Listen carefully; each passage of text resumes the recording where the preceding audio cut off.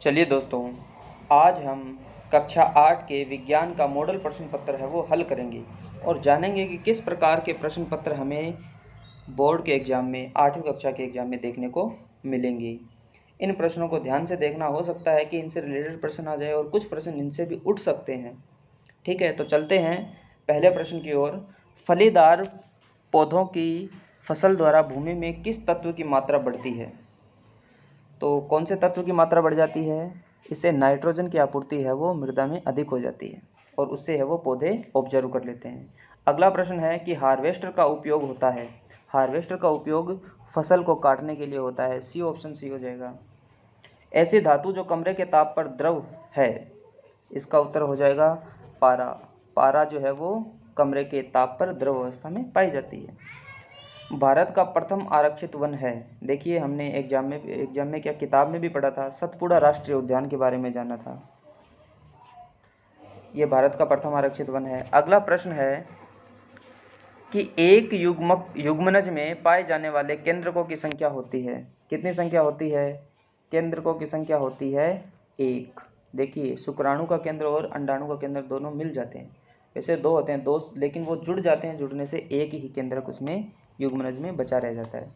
अगला प्रश्न है कि ध्वनि संचरित हो सकती है केवल वायु या गैसों में, केवल ठोसों में, केवल द्रवों में, या ठोस, द्रव और गैस तीनों में। देखिए, ध्वनि जो है वो तीनों में संचरित होती है। ध्वनि माध्यम में संचरित होती है और तीनों ही माध्यम है वो ध्वनि के संचारण में सहायक होते हैं। अगला प्रश्न है कि साधारण लवण को आसूत जल में घोलने पर आसूत जल बन जाता है। चालक, अचालक, न चालक, न ही अचालक, या उपयुक्त में से कोई नहीं। देखिए, चालक बन जाता है। लवण जब जल के अंदर घुल जाते हैं तो आयनों के कारण है वो चालकता प्रदर्शित की जाती है। अगला प्रश्न है 8वां कि घर्षण संपर्क में आने वाले 2 पृष्ठों में किसके कारण होता है? चिकनाई के कारण? बिल्कुल नहीं। नियमितता के कारण? नहीं। अनियमितता के कारण? बिल्कुल सही। 2 सरफेस जब अनियमित होंगे तभी उनमें घर्षण है वो ज़्यादा मात्रा में लगेगा। तो 2 संपर्क में आने वाली वस्तु अनियमित सतह से दोनों की सतह जब अनियमित होगी तो घर्षण बल अधिक लगेगा। आगे देखिए, अभिलंब पर आपतित किरण के लिए परावर्तित कोण का मान होगा। परावर्तित कोण का मान कितना होगा? 0 डिग्री। कितना होगा? 0। देखिए, कोई अगर किरण अभिलंब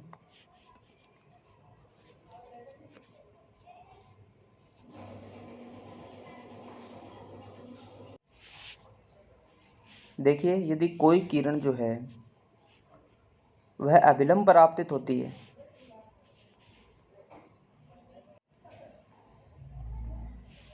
देखिए कोई किरण जो है अभिलंब पर आपतित होती है तो आपतन के पश्चात परावर्तन उसी दिशा के अंदर वापस चली जाएगी। सीधी आई है तो वापस टकरा करके सीधी चली जाएगी। कोण 0 हो जाएगा। कितने डिग्री कोण पर परावर्तन होगा? 0 डिग्री पर। अगला प्रश्न है कि ज्वलनशील पदार्थों का ज्वलन ताप होता है। देखिए, ज्वलनशील पदार्थ जो होगा उसका ताप, जो ज्वलन ताप होगा वो बहुत ही कम होना चाहिए, तभी पदार्थ आसानी से जलेगा। पेट्रोल जो होता है उसका ज्वलन ताप बहुत कम होता है, जिसके कारण आसानी से आग पकड़ लेता है। अगला प्रश्न है कि सीएनजी का पूरा नाम है। सीएनजी का पूरा नाम है संपीड़ित प्राकृतिक गैस। ए ऑप्शन सही हो जाएगा। अगला प्रश्न है अपना 12वां, खेतों में बुआई के 2 तरीकों को बताइए। देखिए, किस प्रकार अपने को एग्जाम के अंदर उत्तर लिखने हैं। तो इस प्रकार मैं कुछ आपके लिए कुछ प्रश्नों के उत्तर लिख के लेके आया हूँ ताकि आपको पता चले कि कैसे उत्तर हमें एग्जाम कॉपी में लिखने हैं, ताकि हमारे ज़्यादा से ज़्यादा नंबर आए। ठीक है, एग्जाम के अंदर। खेतों में बुआई के 2 तरीकों को बताइए। तो 2 तरीके हैं, परंपरागत औजारों द्वारा और दूसरा तरीका है सीड ड्रिल द्वारा। अगला प्रश्न है कि नायलॉन रेशों से निर्मित 2 वस्तुओं के नाम बताइए जो नायलॉन रेशे की प्रबलता दर्शाती हो। देखिए, नायलॉन का जो रेशा होता है उसकी जो मजबूती होती है वो इस्पात से भी ज़्यादा होती है। इसी कारण से पैराशूट की रस्सियाँ बनाने में नायलॉन का उपयोग किया जाता है। और पहाड़ों पर जो पर्वतारोही चढ़ते हैं, और चढ़ने की जो रस्सी होती है वो भी नायलॉन से बनी होती है ताकि वो जल्दी से टूटे नहीं। अगला प्रश्न है कि निम्नलिखित के कारण दीजिए। पहला है कि एल्यूमिनियम की पन्नी का उपयोग खाद्य सामग्री को लपेटने में किया जाता है। बिल्कुल सही बात है। देखिए, इसका उत्तर हम लिखते हैं पहला ऑप्शन। उत्तर पहले का तो 1 नंबर लगा करके। एल्यूमिनियम एक धातु है जिसमें आघात वर्धनीयता का गुण पाया जाता है। आघात वर्धनीयता वह गुण होता है जिससे धातु को पीटा जा सकता हो और उसकी चद्दरें बनाई जा सकती है। तो एल्यूमिनियम एक धातु है जिसमें आघात वर्धनीयता का गुण पाया जाता है, इसलिए इसको पीट कर पतली चद्दरें बनाई जा सकती है। इसके अलावा एल्यूमिनियम एक संक्षारण रोधी धातु भी है। इस संक्षारण रोधी धातु जो है यानी ये गुण होने के कारण इसका उपयोग खाद्य सामग्री को लपेटने में किया जाता है ताकि खाद्य सामग्री खराब ना हो। अगला प्रश्न है दूसरा कि निमज्जन छड़ें यानी इमर्शन रॉड धात्विक पदार्थों से निर्मित होती है। बिल्कुल, धातुएं जो होती है वो ऊष्मा और विद्युत की सुचालक होती है, इसलिए निमज्जन छड़ जो है वो धातु की बनी होती है। ये इसका उत्तर हो जाएगा। बढ़ते हैं अगले प्रश्न की ओर। प्रश्न नंबर 15, युग्मनज और गर्भ में दो भिन्नताएं दीजिए। तो इस प्रकार अपन इसको डिवाइड कर लेंगे, एक तरफ लिख देंगे युग्मनज तथा दूसरी तरफ लिख देंगे गर्भ, फिटस। इंग्लिश में गर्भ को कहा जाता है फिटस और युग्मनज को कहा जाता है जाइगोट। तो इसमें अंतर लिखेंगे पहला कि अंडाणु युग्मनज जो होता है अंडाणु तथा शुक्राणु के संलयन से युग्मनज बनता है और गर्भ जो होता है वो भ्रूण की वह अवस्था होती है जिसमें विभिन्न अंग पहचानने योग्य होते हैं। दूसरा इनमें भिन्नताएं और अंतर हो जाएगा कि युग्मनज एक निषेचित अंड कोशिका है और गर्भ एक विकसित होते हुए भ्रूण की बहुकोशिकीय संरचना है। अगला प्रश्न है कि ऐसे दो उदाहरण दीजिए जिनसे स्पष्ट होता है कि घर्षण मित्र है। देखिए, घर्षण के बिना हम कोई भी कार्य नहीं कर सकते। यदि मुझे चौक के माध्यम से ब्लैक बोर्ड पर लिखना है तो घर्षण होना जरूरी है, अगर घर्षण नहीं होगा तो चौक फिसल जाएगी।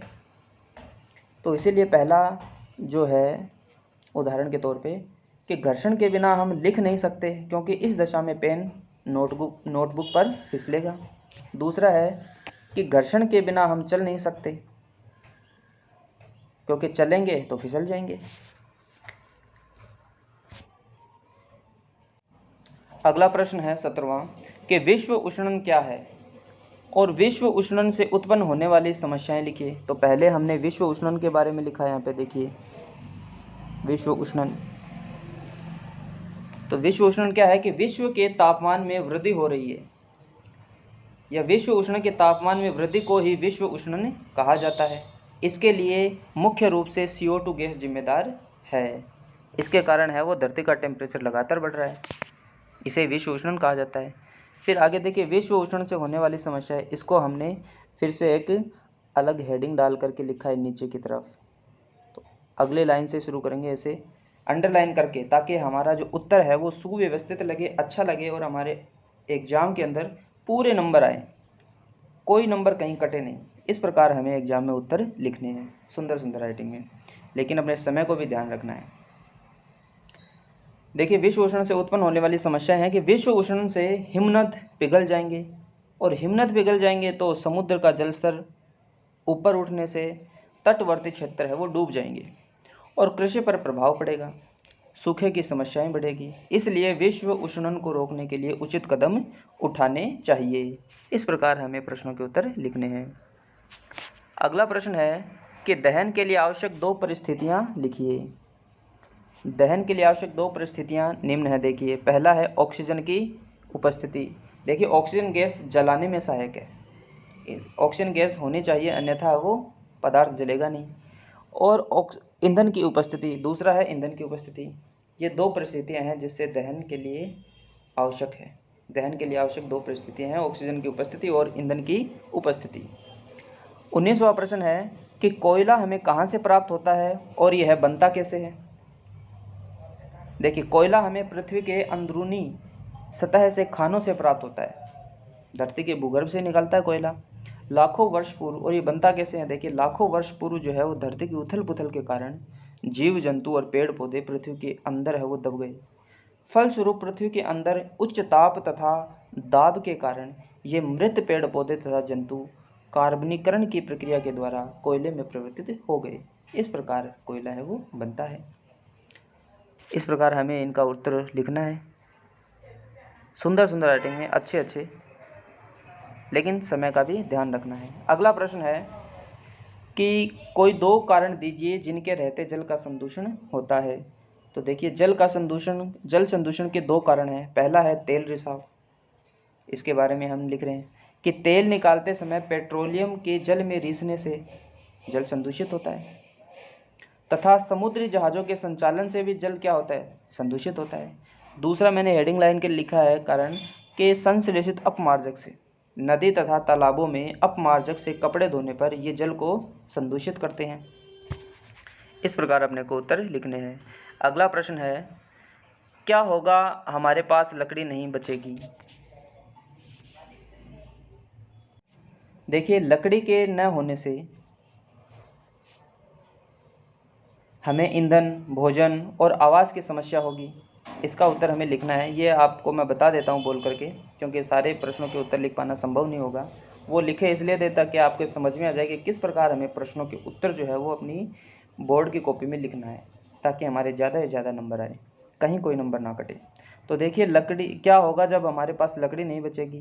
क्या लकड़ी का कोई विकल्प उपलब्ध है। देखिए, लकड़ी के नहीं होने से हमें ईंधन प्राप्त नहीं हो पाएगा, क्योंकि लकड़ी से हम वो ईंधन प्राप्त करते हैं। भोजन और आवास की हमें समस्याएं हो जाएगी। और पूछ रहा है कि क्या लकड़ी का कोई विकल्प है कि नहीं, कागज़ और लकड़ी का कोई विकल्प मौजूद नहीं है। हाँ, कागज़ का हम पुनर्निर्माण कर सकते हैं। पुनर्निर्माण प्रक्रिया से दोबारा कागज़ प्राप्त किया जा सकता है।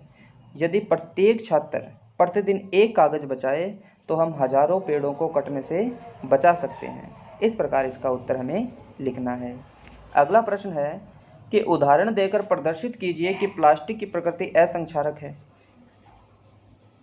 असंक्षारक प्रकृति को प्रदर्शित करना। देखिए, इसका उत्तर लिखेंगे अपन कि प्लास्टिक की प्रकृति असंक्षारक होती है क्योंकि प्लास्टिक जो है जल तथा नमी के साथ क्रिया नहीं करती। उदाहरण के लिए पानी जो है प्लास्टिक की बोतलों में रखा जाता है। दूसरा टॉपिक लिखेंगे अपन इसी का बिंदु नंबर 2 कि अचार तथा अन्य खाने योग्य पदार्थ भी है वो प्लास्टिक से निर्मित पात्रों में रखे जाते हैं, पैक किए जाते हैं। तीसरा बिंदु लिखेंगे कि अनेक औषधियों और रसायनों को भी प्लास्टिक में संचित और स्टोर करके रखा जाता है। इस प्रकार प्लास्टिक की प्रकृति असंक्षारक होती है।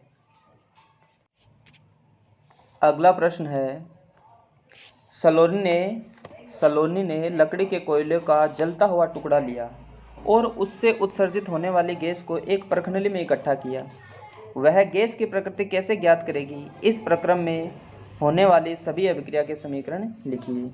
देखिए, गैस की प्रकृति को है वो चूने के पानी तथा जलती हुई माचिस की तिल्ली से ज्ञात किया जा सकता है। ये हमें लिखना होगा एग्जाम के उत्तर में, अगर ऐसा प्रश्न आता है तो गैस की प्रकृति को कैसे ज्ञात करेंगे। तो गैस की प्रकृति को लाइम जल यानी कि चूने का पानी या जलती हुई माचिस की तिल्ली से ज्ञात किया जा सकता है। चूने का पानी यदि दूधिया हो जाएगा, चमकदार हो जाएगा, इसका मतलब यह गैस है वो CO2 गैस है, ईंधन के जलने से CO2 गैस निकल रही है। और यदि दूसरा ऑप्शन के दूसरा जो प्रयोग हमने किया कि माचिस की तिल्ली यदि बुझ जाती है तो फिर इसमें कार्बन डाइऑक्साइड गैस की उपस्थिति को ये प्रदर्शित करती है। तो इसमें जो अपना समीकरण बनेगा वो ये बनेगा कि कार्बन प्लस ऑक्सीजन ईंधन कोयले को जलाने से ये बनती है CO2। और ये क्या करेगी, CO2 गैस क्या करेगी कि चूने के पानी को दूधिया कर देगी और जलती हुई माचिस को जलती हुई मोमबत्ती कह दो या जलती हुई माचिस की तिल्ली, उसको क्या कर देगी, बुझा देगी। अगला प्रश्न है, फैक्ट्रियों एवं आवास की मांग की पूर्ति के लिए वनों की अनवरत कटाई हो रही है। क्या इन प्रयोजनों के लिए वृक्षों की कटाई न्याय संगत है। नहीं, वृक्षों की कटाई न्याय संगत नहीं है। लिखेंगे आगे कि इन परियोजनाओं के लिए वृक्षों की कटाई न्याय संगत नहीं है। वृक्षों का संरक्षण आवश्यक है। वृक्षों का संरक्षण आवश्यक है क्योंकि बिंदु नंबर 1, वृक्ष पर्याप्त मात्रा में वर्षा लाने तथा प्रकृति में जल चक्र बनाए रखने के लिए आवश्यक है। दूसरा बिंदु लिखेंगे कि वृक्ष बाढ़ को रोकने के लिए आवश्यक है। तीसरा बिंदु लिखेंगे वृक्ष अत्यधिक उपजाऊ ऊपरी मृदा की अपर्दन का मतलब मिट्टी का कटाव तथा हानि से बचाने के लिए आवश्यक है। चौथा बिंदु लिखेंगे कि वृक्ष जो है अन्य प्राणियों के संरक्षण के लिए भी आवश्यक है, क्योंकि वृक्ष जो होते हैं बहुत से पक्षियों का, अन्य छोटे छोटे कीड़े मकोड़े, इनका घर होता है। वन उनके प्राकृतिक आवास को बनाए रखने में सहायक होते हैं। इस प्रकार जो है वृक्षों की कटाई न्याय संगत नहीं है। इस प्रकार टॉपिक वाइज लिख करके अपने को इसका उत्तर लिखना होगा। अगला प्रश्न है कि अपश्रव्य तरंगे तथा पराश्रव्य तरंगों की व्याख्या कीजिए। देखिए, जिन तरंगों की आवृत्ति 20 हर्ट्ज से कम होती है उन्हें अपश्रव्य तरंगे कहा जाता है। तो सबसे पहले अपश्रव्य तरंगे लिखेंगे, टॉपिक अंडरलाइन करके इसमें लिखेंगे कि जिन तरंगों की आवृत्ति 20 हर्ट्ज से कम होती है, जिन तरंगों को मानव कान जो है सुन नहीं सकता, उन्हें अपश्रव्य तरंगे कहा जाता है। फिर है श्रव्य तरंगे। श्रव्य तरंगे क्या होती है कि वह ध्वनि या तरंगों से उत्पन्न ध्वनि जिनको मनुष्य कान सुन सकता है उनको श्रव्य तरंगे कहते हैं। इनकी आवृत्ति कितनी होती है? 20 हर्ट्ज से लेकर के 20,000 हर्ट्ज तक की ध्वनि होती है जिनको मानव कान सुन सकता है। तीसरा होता है पराश्रव्य। टॉपिक डालते रहेंगे और लिखते जाएंगे। पराश्रव्य तरंगे में लिखेंगे कि इन तरंगों की आवृत्ति 20,000 हर्ट्ज से अधिक होती है। इनको मनुष्य के कान सुन नहीं सकते। कुत्ता, चमगादड़ इन पराश्रव्य तरंगों के प्रति संवेदनशील होते हैं, वो सुन सकते हैं, मनुष्य नहीं सुन सकता। इस प्रकार इनके उत्तर हमें टॉपिक वाइज 1 बाय 1 है वो लिखना पड़ेगा। अगला प्रश्न है, समझाइए कि मोटर वाहनों में सीएनजी के उपयोग से हमारे शहरों का प्रदूषण किस प्रकार कम हुआ है। देखिए, सीएनजी का पूरा नाम संपीड़ित प्राकृतिक गैस है। देखिए, सीएनजी के दहन के परिणाम स्वरूप कोई भी हानिकारक गैस जैसे कि नाइट्रोजन डाइऑक्साइड, सल्फर डाइऑक्साइड आदि उत्पन्न नहीं होती। ये गैसें ही मुख्य रूप से वायु प्रदूषण का कारण होती है। और पेट्रोल के जलने के दौरान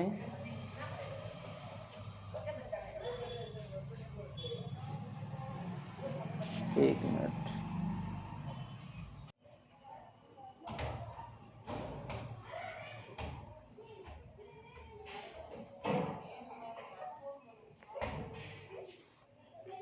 तथा पेट्रोल के जलने पर ऐसे कण छोड़ती है जिससे श्वास रोग तथा दमा की समस्या होती है, जबकि सीएनजी जलने पर ऐसे कोई कण नहीं छोड़ती। अतः मोटर वाहनों में सीएनजी के उपयोग से वायु प्रदूषण कम होता है। इस प्रकार हमें है वो उत्तर है वो एग्जाम में लिखने हैं। अगला प्रश्न है, आप अपने शहर के नगर पालिका के सदस्य हैं। ऐसे उपायों की सूची बनाइए जिससे शहर के सभी निवासियों को स्वच्छ जल की आपूर्ति सुनिश्चित हो सके। यानी आप प्रत्येक शहर के प्रत्येक घर को स्वच्छ जल है वो पीने योग्य मिल जाए शहर के निवासियों को। तो आपको क्या उपाय करने होंगे? देखिए, इसको अपन बिंदुवार करते हैं। पहला उपाय करेंगे, पहले तो लिखेंगे कि स्वच्छ जल की आपूर्ति हेतु उपाय। फिर पहला बिंदु, घरों में जल का संचरण करने से पहले उसका शोधन करना जरूरी है, शोधन करना चाहिए। ठीक है। दूसरा बिंदु लिखेंगे कि उद्योगों के अपशिष्ट जल को जल स्रोतों में फेंकने से पहले उनको उपचारित करना चाहिए।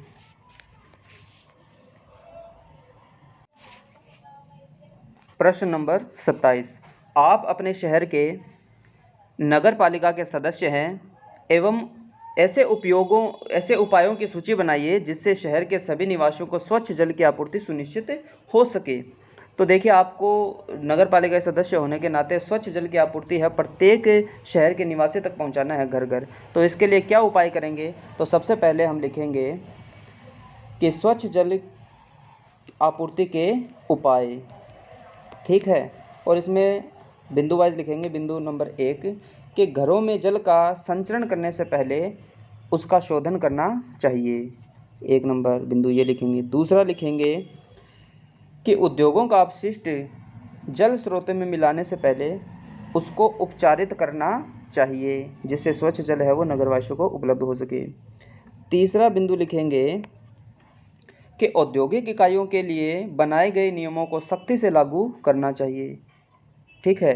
चौथा बिंदु लिखेंगे, कम उपयोग, जल का कम उपयोग करें, पुनः उपयोग करें तथा पुनः चक्रण करने, ये हमारा मूल मंत्र होना चाहिए। इस प्रकार 4 बिंदु अपन है वो लाइन वाइज लिखेंगे। एक सुंदर ढंग से उत्तर अपन लिखेंगे तो अच्छे नंबर हमारे एग्जाम में आएंगे। अगला प्रश्न है, जब हम किसी आवेशित वस्तु को हाथ से छूते हैं तो वह अपना आवेश खो देती है, व्याख्या कीजिए। देखिए, आपने देखा होगा, पढ़ा भी था कि जब आप 2 पन्नी जो आवेशित हो जाती है उनको हाथ लगाते हैं तो पुनः अपने वास्तविक स्थिति में आ जाती है। तो देखिए, इसका उत्तर लिखेंगे कि जब हम किसी आवेशित वस्तु को हाथ से छूते हैं, आवेशित वस्तु को हाथ से छूते हैं तो आवेश हमारे शरीर से होकर के धरती में चला जाता है, क्योंकि मानव शरीर जो होता है वह विद्युत का चालक होता है। इस कारण से वस्तु अपना आवेश खो देती है। इसे भूसंपर्कण भी कहा जाता है। इसे संपर्कण भी कहा जाता है। हो सकता है आपको ये भी पूछ ले कि भूसंपर्कण क्या है, तो भी आपको ये उत्तर लिखना है। ठीक है ना। आवेश है वो मानव शरीर से होकर के भूमि में चला जाता है, इसे भूसंपर्कण कहा जाता है, क्योंकि मानव शरीर विद्युत का चालक होता है। अगला प्रश्न है, हरी पत्तियों के ढेर को जलाना कठिन होता है जबकि सूखी पत्तियों में आग आसानी से लग जाती है, समझाइए। देखिए, हरी पत्तियों का जो ज्वलन ताप होता है वह सूखी पत्तियों से अधिक होता है, क्योंकि हरी पत्तियों के अंदर जल की मात्रा अधिक होती है तथा ऑक्सीजन की मात्रा जो होती है ढेर के अंदर वह कम होती है। पत्तियों के बीच में जो ऑक्सीजन की मात्रा कम होती है और हरी पत्तियों में नमी ज़्यादा होती है, जिसके कारण से इनका ज्वलन बिंदु या ज्वलन ताप अधिक होता है। जबकि सूखी पत्तियों में जल की मात्रा कम होती है तथा ढेर में ऑक्सीजन की मात्रा अधिक होती है, इसलिए हरी पत्तियों को जलाना कठिन होता है और सूखी पत्तियों को जलाना आसान होता है।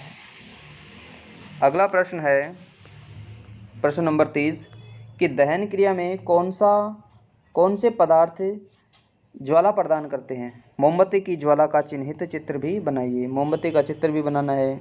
आपको पता है कि मोमबत्ती के अंदर ज्वाला उत्पन्न होती है अलग अलग क्षेत्रों के अंदर। देखिए, नीली ज्वाला,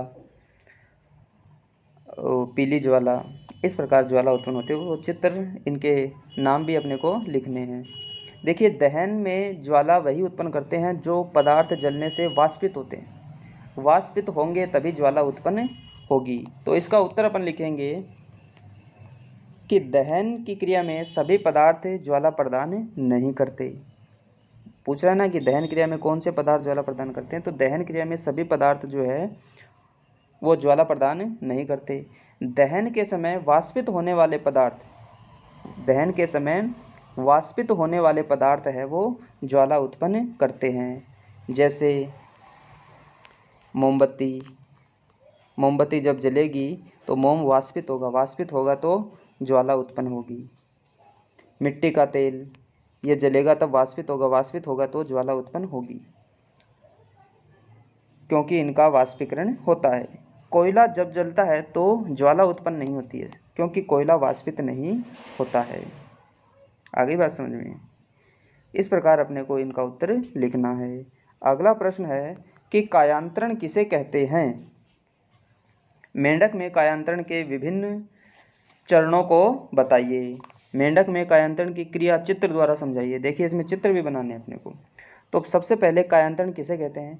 देखिए, कायांतरण एक जीव वैज्ञानिक प्रक्रिया है जिसमें जब जीव पैदा होता है या अंडे से निकलता है, उसके बाद कोशिकाओं की बढ़ोतरी से उसके शरीर में कम समय में बड़े परिवर्तन हो जाते हैं।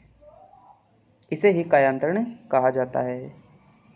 मेंढक में कायांतरण के विभिन्न चरणों को बताइए। तो कायांतरण जो है, मेंढक में कायांतरण के 3 चरण हैं। मेंढक में कायांतरण के 3 चरण हैं। पहला है अंडा, दूसरा है टेडपोल लार्वा, इसके अंदर पूंछ पाई जाती है। तीसरा है मेंढक, वयस्क मेंढक। तो ये 3 चरण पाए जाते हैं। तो मेंढक में एक विशेष परिवर्तन होता है कि उनके जो गलफड़ों का फेफड़ों में परिवर्तन हो जाता है। मेंढक तथा रेशम कीट में है वो कायांतरण पाया जाता है। और फिर मेंढक का जो है वो आपको चित्र बनाना है। पहले अंडे दिखा देने हैं, फिर उसके बाद छोटा सा टेडपोल लार्वा बना देना है, ऐसे पूंछ होती है उसके अंदर। फिर उसके बाद में एक मेंढक का चित्र बना देना है, ऐसे बैठा हुआ, जो सभी आप। तो इस प्रकार है वो सचित्र कायांतरण का वर्णन अपने को करना है।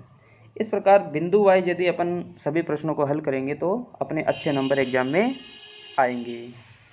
अगला प्रश्न है कि मानव वाक यंत्र का क्या कार्य है?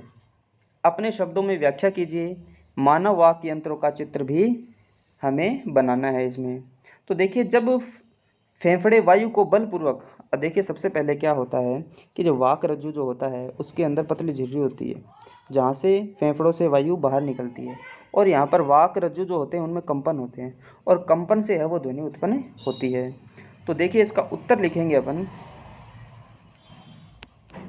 जब फेफड़े वायु को बलपूर्वक पतली झिर्री से बाहर निकालते हैं तो वाक तंतु जो होते हैं, वाक तंतु वो कंपित होते हैं।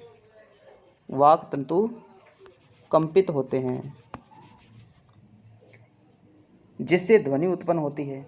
वाक तंतुओं से जुड़ी हुई मांसपेशियां तनी हुई या ढीली हो सकती है। जब तनी हुई अवस्था में होगी और फिर कंपन करेगी तो अलग ध्वनि उत्पन्न होगी, और जब ढीली अवस्था में होगी वाक तंतुओं से जुड़ी हुई मांसपेशियां, और तब जब ध्वनि उत्पन्न होगी तब अलग ध्वनि उत्पन्न होगी। इस प्रकार व्यक्ति है वो अनेक प्रकार की ध्वनियाँ उत्पन्न करता है। तो इसका उत्तर यह है, वापस से मैं बोल रहा हूँ, कि जब फेफड़े वायु को बलपूर्वक पतली झिर्री से बाहर निकालते हैं तो वाक तंतुओं में कंपन होता है, और वाक तंतुओं में कंपन से है वो ध्वनि उत्पन्न होती है। वाक तंतुओं से जुड़ी हुई मांसपेशियां जब तनी हुई अवस्था में होती है तो अलग प्रकार की ध्वनि उत्पन्न होती है, और जब वह वाक तंतु से जुड़ी हुई मांसपेशियां ढीली होती है तब जब ध्वनि उत्पन्न होती है तो भिन्न प्रकार की ध्वनि उत्पन्न होती है। अगला प्रश्न है, विद्युत लेपन के उपयोग लिखिए। देखिए, विद्युत लेपन हमने पहले किया था, इसके बारे में अब पढ़ा है इसके बारे में, लेकिन अब फिर जान लेते हैं। प्रश्न देखिए इसी प्रकार आपसे पूछे जाएंगे एग्जाम के अंदर कि विद्युत लेपन के उपयोग लिखिए। विद्युत लेपन दर्शाता एक सरल परिपथ का चित्र भी बनाना है अपने को। अपने देखा था एनोड और कैथोड लिया था, ठीक है, पॉजिटिव और नेगेटिव हमने यहाँ पर बनाया था। नेगेटिव और पॉजिटिव से ऐसे जुड़ेंगे। इस प्रकार ये एग्जाम में चित्र अपने को बनाना पड़ेगा। ये इसका आप बना लेना, थोड़ा बन नहीं रहा इसमें। तो देखिए इसका उत्तर लिखेंगे, विद्युत लेपन के उपयोग लिखिए। तो पहला उपयोग है कि लोहे को संक्षारण से बचाने के लिए क्रोमियम तथा निकिल की परत है वो चढ़ाई जाती है, या लोहे को है वो संक्षारण से बचाने के लिए क्रोमियम अथवा निकिल से लेपित किया जाता है। दूसरा, साइकिल के हैंडल, रिम पहिए की जो रिम होती है वो, और कार के तमाम भाग क्रोमियम से लेपित किए जाते हैं, जिससे एक चमक उत्पन्न होती है। लोहे पर टिन की पतली परत बना करके टिन के डब्बे तैयार किए जाते हैं। चौथा है कि कृत्रिम आभूषण बनाने में भी विद्युत लेपन का उपयोग किया जाता है, और ये एक सरल परिपथ का चित्र अपन बना देंगे। तो इस प्रकार हमें सभी प्रश्नों के उत्तर हमने यहाँ कर लिए हैं। इस प्रकार हमें एग्जाम में भी इन्हीं प्रकार प्रश्नों को हल करना है। हमें देखना है कि प्रश्न पूछा क्या जा रहा है, वही उत्तर अपने को लिखना है, ताकि ज़्यादा से ज़्यादा हमारे नंबर एग्जाम में आए। हो सकता है कुछ प्रश्न इनमें से देखने को मिल जाए, या इन जो प्रश्नों को हमने आज सोल्व किए हैं मॉडल पेपर के अंदर, इनसे जुड़े हुए कुछ प्रश्न आपको एग्जाम में देखने को मिल जाए। इसी प्रकार एक और मॉडल पेपर मैं आपके लिए लेके आऊँगा। तब तक के लिए आप वेट करें, देखते रहिए दोस्तों। धन्यवाद।